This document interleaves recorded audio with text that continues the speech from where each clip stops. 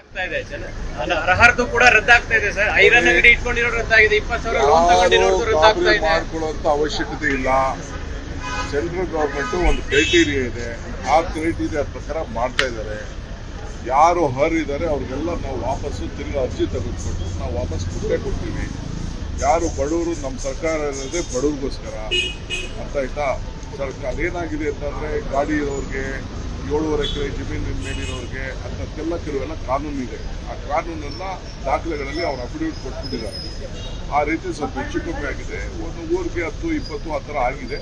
ಅದನ್ನೆಲ್ಲ ಸೆಟ್ರೇಟ್ ಮಾಡ್ಕೊಡ್ತಾ ಇದ್ವಿ. ದಯವಿಟ್ಟು ಸಹಕಾರ ಕೊಡಬೇಕು. ಕೆಲವು ಇನ್ಕಮ್ ಟ್ಯಾಕ್ಸ್ ಪೇಯರ್ಸ್ ಇದ್ದಾರೆ, ಸರ್ಕಾರಿ ನೌಕರಿದ್ದಾರೆ, ಸಹಕಾರ ಸಂಘಗಳಲ್ಲಿ ಪರ್ಮನೆಂಟ್ ಅಧಿಕಾರಿಗಳಿದ್ದಾರೆ, ನೌಕರಿಗಳಿದ್ದಾರೆ.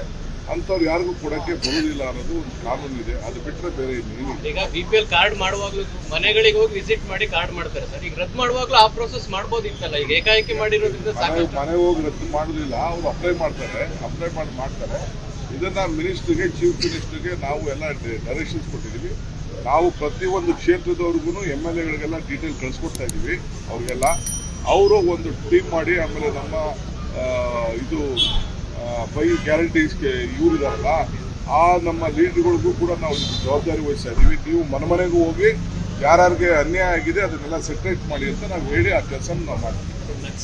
ಸಂಪುಟ ಪುನರ್ರಚನೆ ಆಗುತ್ತೆ ಡಿಸೆಂಬರ್. MLAಗಳೆಲ್ಲ ಸಚಿವ ಸ್ಥಾನಕ್ಕೆ ಬೇಡಿಕೆ ಇಡ್ತಿದ್ದಾರೆ. ಶಾಸಕರು ಈಗ ನರೇಂದ್ರ ಸ್ವಾಮಿ ಅವರು, ಆಸಿಫ್ ಸೇಠ್ ಅದೆಲ್ಲ ಚೀಫ್ ಮಿನಿಸ್ಟರ್ ಮಾತಾಡ್ತಾರೆ.